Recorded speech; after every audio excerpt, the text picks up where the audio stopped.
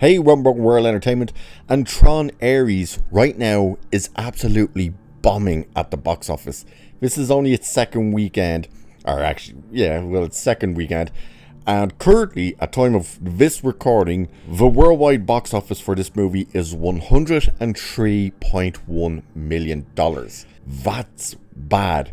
And to make it worse, there's a new report out of Deadline about the movie and how much of a box office flop it will be and how much it'll actually lose Disney, but they have kind of fudged the numbers a bit to hide the true statistics just a bit. So whereas Deadline is claiming the movie could lose up to 132 million plus, which is a massive number for Disney, the total could actually come all the way up to $250 million. And there is a reason for the cute little smoke and mirrors accounting trick. And we're going to take a look at that Park Places article that exposes exactly what these numbers are and how it could be leading to $250 million loss for Disney. So let's have a look at it. So saying first, here's the excellent reporting of the Deadline stuff from Geeks and Gamers. Because if you didn't know, Geeks and Gamers and the Park Place are now pretty much one. So, well, for the websites anyway. So it's saying the report reveals that Tron Ares cost far more than initially believed, to $220 million in production alone, with global marketing and promotional spending adding another $102.5 million. That includes everything from flashy Comic-Con light cycle stunts to a 9 Inch Nails concert at the Los Angeles premiere. When all costs are added up, Disney's total investment reached an estimated $347.5 million. The problem for the Deadline, Matt, is that there's a bit of accounting magic at play here that downplays just how severe the losses might be. Let's look at the paragraph from Deadline by Anthony De Alessandro, which needs to be called into question. So this is what Deadline wrote. At a 160 million box office threshold, Tron Ares targets 72.2 million in worldwide theatrical rentals, 37.6 million in global home entertainment, close to a 100 million in global home television, with an extra 5 million from airlines for a total of 214.8 million in revenues. Put this up against the 220 million net production cost with Vancouver BC tax credits, a 102.5 million P&A spend with stunts at San Diego Comic-Con, touring light cycles, a laser light 9 Inch Nails laser light concert, Jesus Christ, that's a lot of lights, at the Los Angeles premiere that closed down Hollywood Boulevard, 10.8 million in other costs, and 14.2 million in residuals, which gets you to a total cost of 347.5 million. That gets us up to 132.7 million losses. Ladies and gentlemen, take a look at the global home television profit number that is provided and prepare yourself for a revelation. The claim is that Tron will profit 100 million for TV, and that makes its losses only 132 million. However, who will be paying that 100 million for Tron to be on TV? Well, first let's figure out where Tron will likely be on TV globally.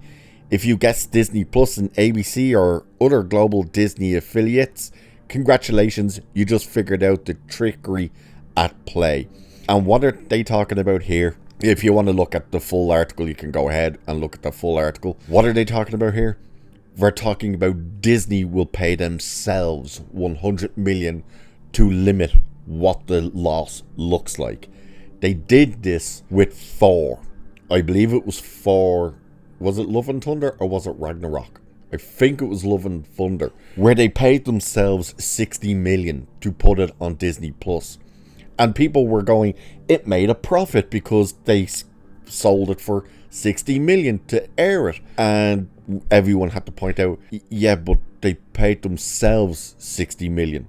They took money out of one pocket and put it in the other pocket. You still have the same amount. You didn't all of a sudden earn more money by moving it from one side to the other. That's what they're doing here.